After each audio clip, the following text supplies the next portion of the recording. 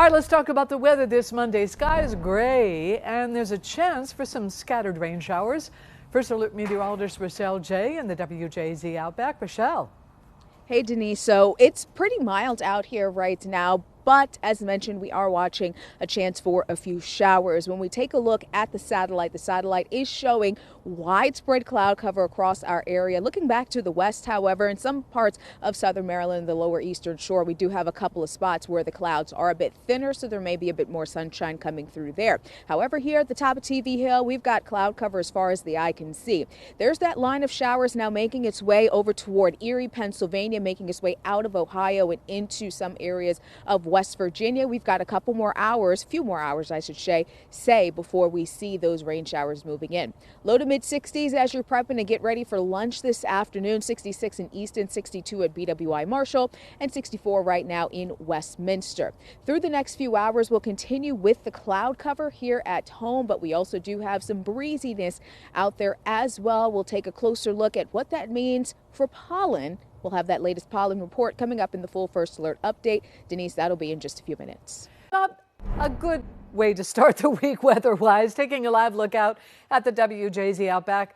If you use words like this, I'd call this weather gloomy, gray, not inspiring, Rochelle, to start the week. Well, we've got temperatures out there right now that are pretty close to normal. So this is a very typical late April day as we're getting closer and closer to starting off May. We do have a rain chance on the way, also very April-like, some people would say. We've got high pollen levels, however, over the next couple of days, and we've had it for the last few days. A little bit milder for Tuesday. So if you're looking for maybe a little bit of warmth, maybe not so much in the way of sunshine, Tuesday may more so be your day versus today. So here's a look at the visible satellite looking from overhead. You do see we've got that cloud cover. It's widespread and it is dense. We've got some taller clouds out there as well for today. As we zoom out, our next system is still a few hours away to eventually bring us a few areas of some rain showers. It's not going to be drought busting rain, but any little bit helps. We'll take what we can get. Let's go ahead, time things out on future radar as we go into this afternoon. Here's 6 p.m. I'll have that timestamp in the top middle of your screen. You do see these showers eventually trying to move into some areas of western Maryland, moving over toward Washington County, and then we'll watch this if it holds together as it continues to move off to the east through the late evening going into part of the overnight. So here we are at midnight. Eventually these showers move out of the eastern shore and maybe a few showers farther south as we look toward the beginning of the morning commute tomorrow. As far as rainfall totals go, probably up to about a half an inch at best. Again, not drought busting, but any little bit will help as we continue to watch rain chances. But it does look like we are looking at a dry stretch once this shower system moves out of here until maybe late week going into the weekend. Temperatures out there right now, we're sitting in the low to mid 60s.